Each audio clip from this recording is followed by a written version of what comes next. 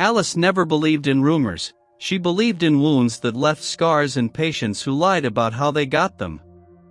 She worked as a nurse at a small clinic in the village of Mora, a place built on the edge of a lake so dark that locals avoided speaking its name after sunset. The lake had no reflections. Even on the clearest day, the water showed only shadows and blurred shapes. It swallowed light like a mouth closing. Alice had lived in Mora for 12 years, ever since she and her younger brother Arlo arrived as orphans with nothing but a suitcase and a photograph of a mother they no longer remembered. Arlo was 22 now. He worked as a carpenter's helper and spent his free time near the water, which Alice always found strange because the lake gave her nothing but unease. On a Tuesday in late autumn, Arlo did not come home. Alice waited by the window until midnight, then she walked to his small shed behind the clinic and found his boots still caked with mud from the previous day. His bed had not been slept in. His jacket hung on a hook by the door. She called his name into the darkness outside. The only answer came from the wind moving through the pine trees. The next morning, Alice reported Arlo missing to the village council, but there was no police force in Mora. The nearest station was 3 hours away on a road that washed out every spring. An elderly man named Stellan, who had fished the lake for 40 years, told Alice that young people left all the time. He said Arlo probably caught a bus to the city and forgot to say goodbye. Alice did not believe him. She had raised Arlo since she was 16, he never forgot to tell her anything. She began asking questions on her own. The first person she visited was Ida, a neighbor who lived in a stone house 50 meters from Alice's clinic. Ida was a seamstress with thin lips and quick eyes. She told Alice that on the night Arlo disappeared, she had heard footsteps heading toward the lake around 11 o'clock. She said the footsteps were steady and did not pause. They sounded like someone who knew exactly where they were going. Alice asked if Ida had seen Arlo's face. Ida shook her head and said the moon was hidden behind clouds. She only saw a shape, a young man's shape, walking without a flashlight. Then Ida closed her door. Alice walked to the lake. The shore was littered with broken branches and gray stones. The water was so dark that it looked like oil. She knelt and touched the surface. It was cold, colder than it should have been for autumn. She stood up and walked along the eastern edge, where the forest grew dense and the ground became soft. There she found a wooden dock that had not been used in years. The planks were rotted and covered with moss. Near the dock, half hidden under a pile of dead ferns, she saw a single leather boot. It was Arlo's. She recognized the worn heel and the stitching she had repaired herself 2 months ago. Her hands began to shake, but she did not cry. Instead, she searched the area for another 10 minutes. She found nothing else except a shallow groove in the mud, as if something heavy had been dragged toward the water and then lifted.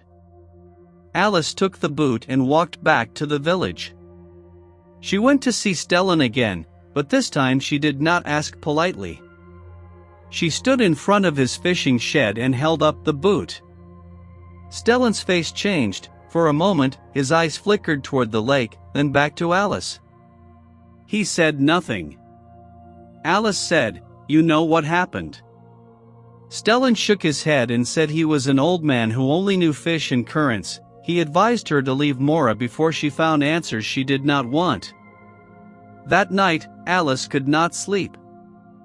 She sat at her kitchen table with a lamp burning low and wrote down everything she remembered about Arlo's last days. He had seemed distracted. He had mentioned a woman named Lena who worked at the grain storage near the old mill. He said Lena had warned him about the lake. Alice decided to find Lena the next morning. But when she arrived at the grain storage, the building was locked. A young man named Dario, Stellan's son, told Alice that Lena had left Mora 3 days ago. She went to visit her sister in the south, Dario said. No one knew when she would return. Alice asked for the sister's address. Dario shrugged and said he did not have it. Alice looked into Dario's eyes and saw something there, not lies exactly, but fear. She walked away slowly, feeling the weight of the boot in her bag. She realized that no one in Mora was acting normally. People avoided her gaze, conversation stopped when she entered the small grocery shop. The only person who did not avoid her was Vera, the elderly clerk at the clinic where Alice worked. Vera had been in Mora for 50 years. She had seen 3 other disappearances, she told Alice in a low voice, all young people, all in years with no moon on the night they vanished. Vera pulled a yellowed piece of paper from her apron pocket. It was a handwritten list of names and dates. 6 names, including Arlo's, spanning 15 years. Vera said the council had called them accidental drownings every time, but there were no bodies, no witnesses, and no funerals. Alice asked why Vera had kept the list for so long. Vera looked toward the window, toward the lake visible in the distance, and said, "Because someone has to remember." Then she pressed the paper into Alice's hand and walked away. Alice spent the rest of the day comparing the dates. Each disappearance occurred on a night with a new moon. Each victim was between 18 and 25 years old. Each had been seen near the lake within 24 hours of vanishing. There was one more detail that made Alice's blood run cold. Every victim had visited the clinic for a minor injury or illness in the week before they disappeared. Arlo had come in for a cut on his palm. The others had come for headaches, a sprained ankle, a fever. They had all been treated by the same person. The doctor who had worked at the clinic 15 years ago, a man named Gregor, had since retired and moved to a small house on the northern edge of the forest. But the more recent victims, including Arlo, had been treated by Vera herself. Alice confronted Vera the same evening. Vera did not deny it. She said she had noticed a pattern years ago but was too afraid to speak. She said the victims always had a small mark on their skin, a tiny puncture wound that looked like an insect bite but was not. She had examined Arlo's cut and seen the mark near his wrist. She had said nothing because the last person who spoke up, a fisherman named Orso, had been found floating in the lake a week later. Orso had not drowned, his neck was broken. The council ruled it a diving accident, but Orso never dove, he was afraid of deep water. Alice asked Vera who was responsible. Vera whispered a name, Soren. Soren lived alone in a stone cabin on the far side of the lake. He had no job that anyone knew of. He appeared in Mora once a week to buy supplies and never spoke more than 2 words. He had moved to the village around the same time the disappearances began. Vera said she had seen Soren talking to Arlo 2 days before he vanished. They stood near the old dock, and Arlo looked pale afterward. Alice thanked Vera and left. She did not sleep again. She took a flashlight, a length of rope, and a small knife from the clinic's supply room. She walked around the lake under a sky full of stars. Because the new moon would not come for another week, she had time, but not much. The path was narrow and overgrown. After an hour of walking, she saw a light flickering through the trees. It came from a cabin with a single window. Smoke rose from a stone chimney. Alice approached slowly, staying low, and peered through the dirty glass. Inside, she saw Soren sitting at a wooden table. He was not eating or reading. He was sharpening a long blade with a whetstone, and on the table in front of him lay a leather bag. The bag was stained dark at the bottom. Beside the bag was a small notebook. Alice could not read the pages from her position, but she saw that the notebook was open to a page with a list of names. Arlo's name was on that list, crossed out with a single line. Alice stepped back, her heart pounding so loudly that she feared Soren would hear. She turned and ran back along the lake shore, stumbling over roots and rocks, until she reached the clinic. She locked the door and sat on the floor, breathing hard. She knew now that Arlo was not coming back. But she also knew that she could not leave Mora without finding his body and proving what Soren had done. She needed help, but everyone she had asked was either afraid or involved. Then she remembered Runa, the old woman who lived alone at the far end of the lake, on the opposite side from Soren's cabin. Runa never came to the village. People said she was mad. But she had lived by the lake longer than anyone. Alice decided to visit Runa at first light. Dawn came gray and cold, mist hovered over the surface of the lake like breath on a mirror. Alice walked for 2 hours along the western shore, where the trees grew twisted and the ground was soft with decaying leaves. She found Runa's house at the edge of a small clearing. It was a low structure made of dark timber with a roof of mossy slate. Smoke rose from a single chimney, thin and straight. Alice knocked on the door. There was no answer for a long time, then the door opened a crack and a pair of pale eyes looked out. Runa was smaller than Alice expected. Her face was a map of deep wrinkles and her hands were knotted with age. She did not ask who Alice was. She said, "You are the nurse whose brother went into the lake." Alice nodded. Runa opened the door wider and let her inside. The house smelled of dried herbs and old wood. Runa sat down on a stool by the hearth and gestured for Alice to sit across from her. There was no furniture besides a bed, a table, and a single shelf lined with jars. Alice told Runa everything she had learned: the disappearances, the list, the puncture marks, Soren's cabin, the notebook with crossed-out names. Runa listened without interrupting. When Alice finished, Runa stared into the fire for a full minute. Then she spoke. She said the lake had always been a place of secrets. Long before the village existed, travelers used a hidden tunnel beneath the water to move goods between valleys. The tunnel was old, built by workers who died of fever before they could finish. It had 2 entrances. One was on the far side of the lake, hidden under a rock ledge that only appeared when the water level dropped in autumn. The other was inside a cave behind Soren's cabin. Runa said she had seen Soren enter that cave many times, always at night, always carrying a burden. She believed he used the tunnel to dispose of things he did not want found. The lake did not take the bodies, the tunnel did. The water current carried remains away to an underground river that emptied into a marsh miles south. That was why no bodies ever surfaced. Alice asked why Runa had never told anyone.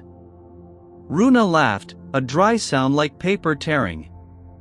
She said she had told the council 15 years ago, when the first person disappeared. The council called her crazy. Then her fishing nets were cut, then her door was set on fire. She learned to keep her mouth shut if she wanted to stay alive. But she had been waiting, she said, waiting for someone brave enough to listen and strong enough to act. Alice asked how to reach the tunnel entrance. Runa described the route: follow the eastern shore until the trees gave way to bare rock, look for a fallen pine with white bark. The rock ledge was 20 paces beyond that tree, but only visible when the sun was directly overhead because the water was dark and deceptive. The entrance was a narrow gap, barely wide enough for a person to squeeze through. Beyond it, the tunnel sloped downward into cold blackness. Alice thanked Runa and left. She returned to the clinic and gathered supplies: a waterproof lamp, extra batteries, a coil of strong rope, a first aid kit, and the small knife. She wrote a letter explaining everything she had discovered and sealed it in an envelope addressed to the nearest police station 3 hours away. She gave the letter to Ida, the neighbor, with strict instructions to mail it if Alice did not return within 2 days. Ida hesitated, then she took the envelope and nodded. Alice walked to the eastern shore. The sun climbed toward its peak as she followed the water's edge. She found the fallen pine exactly where Runa had described. Its bark was pale and peeling, and its roots clawed at the air like frozen hands. She counted 20 paces along the rocky shoreline. she knelt and peered into the water. At first she saw nothing but blackness, then, as the sun hit the exact angle, she saw a dark slit in the rock face just below the surface. The gap was small, but it was there. Alice took off her boots and jacket and tied the rope around her waist. She lowered herself into the water. The cold was immediate and shocking, like a hand gripping her chest. She swam toward the slit and pulled herself inside. The tunnel was narrow, her shoulders scraped against rough stone on both sides. She turned on the lamp and saw water up to her knees, sloping downward into deeper darkness. The air smelled of damp earth and something else, something metallic and sweet. She walked slowly, placing each foot with care. The tunnel curved left, then right, then opened into a small cavern about the size of a room. The ceiling was low, covered with dripping stalactites. In the center of the cavern, the water pooled into a dark basin.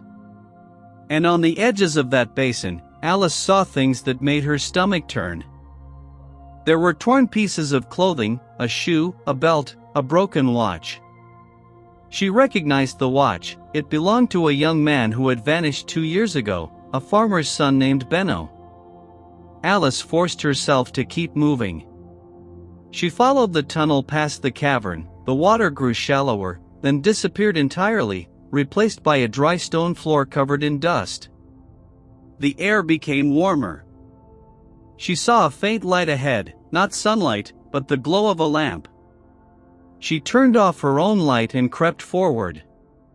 The tunnel ended at a wooden door, old and warped, with iron hinges rusted orange. The light came from cracks around the doorframe. Alice pressed her ear to the wood and heard footsteps, slow and regular, moving back and forth.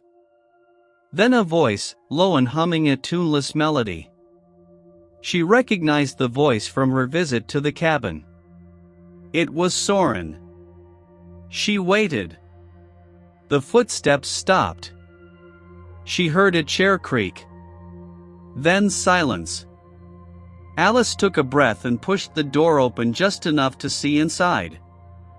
She was looking into the back of Soren's cabin, through a hidden entrance behind a shelf. The room beyond was small and windowless. It contained a table, a chair, and a wooden chest. Soren sat at the table with his back to her.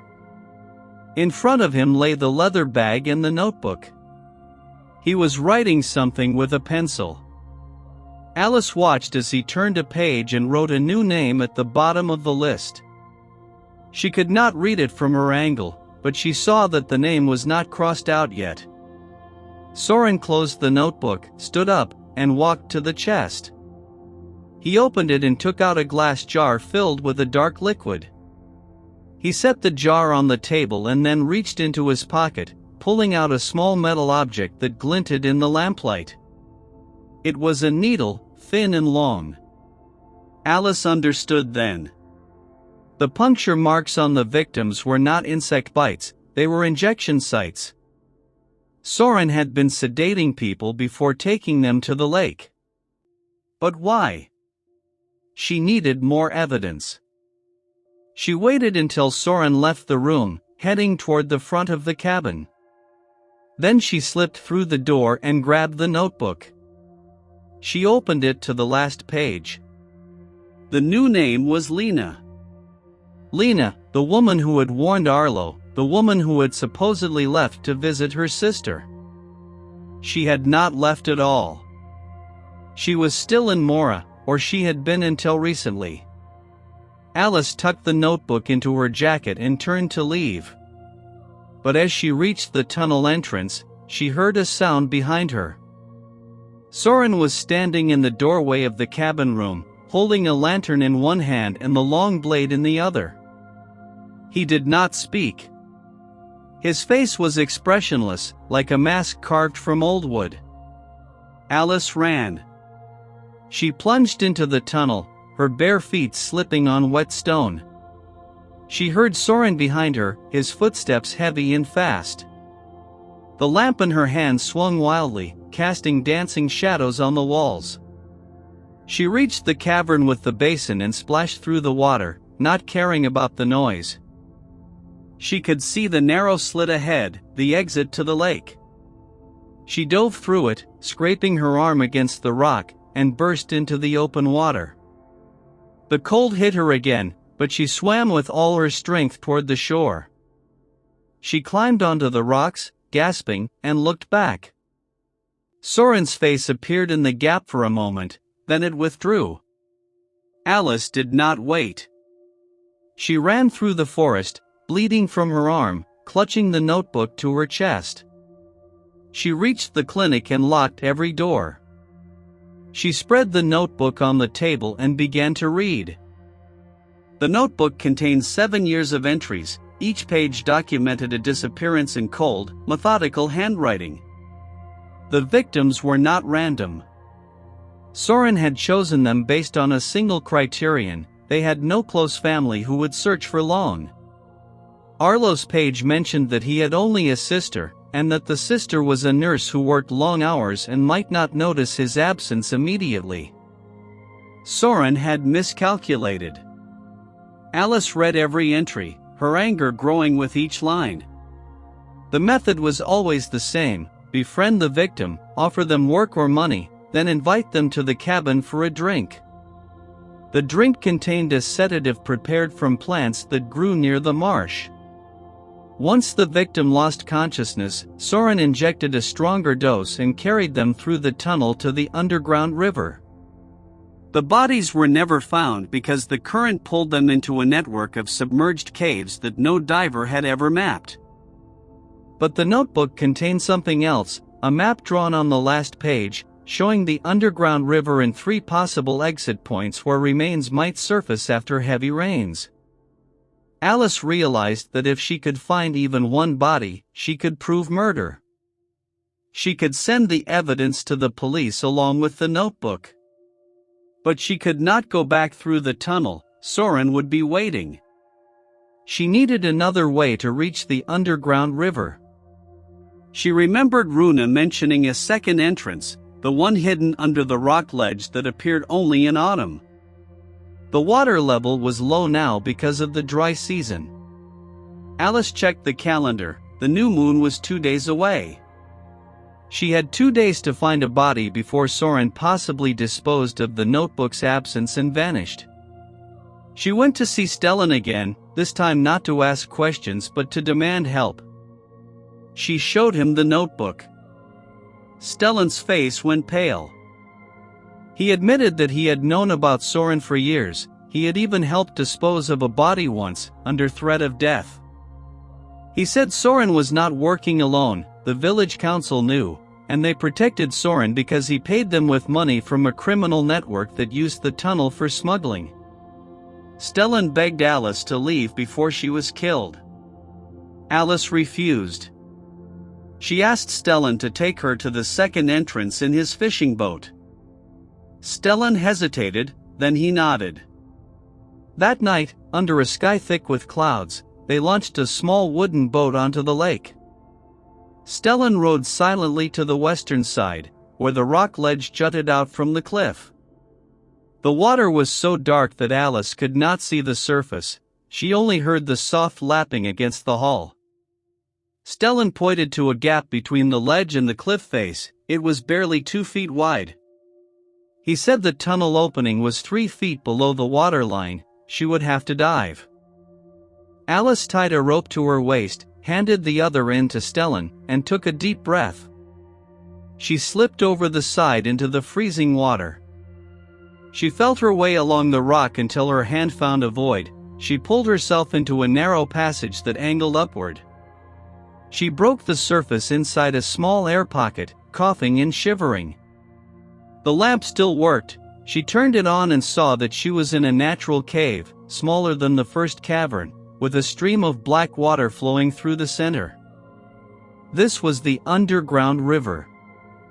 She followed the current downstream, walking in water up to her thighs. After 50 meters, the cave widened and the ceiling rose. She saw bones. Not human bones at first, animal bones, deer and birds, carried by the water. Then she saw a shoe, then a hand, pale and swollen. Alice forced herself to look. It was a young woman's body, trapped against a rock by the current. The face was unrecognizable, but the clothing matched the description of a woman who had disappeared 4 years ago, a baker's daughter named Elara. Alice took a photograph using an old disposable camera she had brought from the clinic. She continued downstream and found 2 more bodies, both male, both in advanced stages of decomposition. One of them wore a jacket with a patch from the grain storage. It was a worker who had vanished 3 years ago. Alice took more photographs. She did not find Arlo. The river split into 2 branches. She took the left branch and walked another 100 meters until the water became too deep to stand. She turned back, her legs numb from cold. She emerged from the tunnel entrance and climbed into the boat. Stellan rowed back to the village in silence. Alice developed the photographs using supplies from the clinic's darkroom. The images were grainy but clear enough to show human remains. She gathered the notebook, the photographs, and her written statement. She walked to the village council building and demanded to see the council head, a man named Gregor. Gregor was the same doctor who had retired 15 years ago. He had treated the first victims. He sat behind a large wooden desk and smiled when Alice entered. She laid the evidence on his desk. Gregor's smile did not fade. He said, "You think I did not know? I prescribed the sedatives. I falsified the death certificates. Soren brought me money. This village gave me nothing but poverty and complaints." Alice said nothing. She picked up the notebook and walked out. Gregor did not try to stop her. That night, Alice left Mora on foot, following the dirt road toward the main highway. She walked for 8 hours until she reached a gas station with a telephone. She called the police station 3 hours away and told the dispatcher everything, giving the location of the cave entrances and the names of the council members. Then she waited. The police arrived the next day. They found the notebook, the photographs, and the bodies in the underground river. They arrested Soren in his cabin, along with Gregor, Stellan, and 2 other council members. Dario was arrested as an accessory. Vera and Ida and Runa testified. Alice gave her statement and then asked only one question: had they found Arlo? The police said they had recovered 6 bodies from the river. Arlo was not among them. The current had carried him farther. They said they would continue searching. Alice returned to the clinic and sat alone in Arlo's room. She held his boot and the photograph of their mother. She did not cry. She had done what she set out to do. She had broken the silence that had protected the lake for 15 years. 3 weeks later, a search team found a 7th body caught in a submerged tree root 2 miles downstream. The dental records matched Arlo. Alice received a letter from the police confirming his identity. She traveled to the city and identified the body in a cold, tiled room. Then she went back to Mora one last time. The village was different now. The council had been dissolved. Outsiders came to investigate the smuggling network. The lake remained dark and still. Alice stood on the shore where she had found Arlo's boot and threw a handful of white flowers into the water. They floated for a moment, then they sank, pulled under by a current that never stopped. Alice turned and walked away. She did not look back. She left Mora and never returned. She moved to a coastal town where the water was blue and clear, and she became a nurse at a small hospital. Every year on the anniversary of Arlo's disappearance, she lit a single candle and placed it on the windowsill facing west, toward the lake that did not reflect. She never spoke of what she had seen in the tunnel. But she kept the notebook, hidden in a locked box under her bed. because she knew that some truths were too heavy to carry alone and too important to throw away. The case became known in the regional news as the Mora Lake murders. Soren received a life sentence. Gregor died in prison before his trial. The other conspirators served shorter terms. And the lake was drained 2 years later for the investigation. At the bottom, workers found dozens of objects belonging to the victims: shoes, watches, keys, and a single leather boot that matched the one Alice had kept. She donated the boot to a memorial that was built near the village. The memorial had no name. It was simply a stone bench facing the empty basin where the lake used to be. And on that bench, someone carved 3 words in the local dialect: "They were here." Alice visited the bench only once. She sat for an hour in silence. Then she stood up and walked away into the sunlight, carrying nothing but the memory of her brother and the quiet satisfaction of a truth finally told. The story ends where it began, with a lake, a disappearance, and a sister who refused to forget.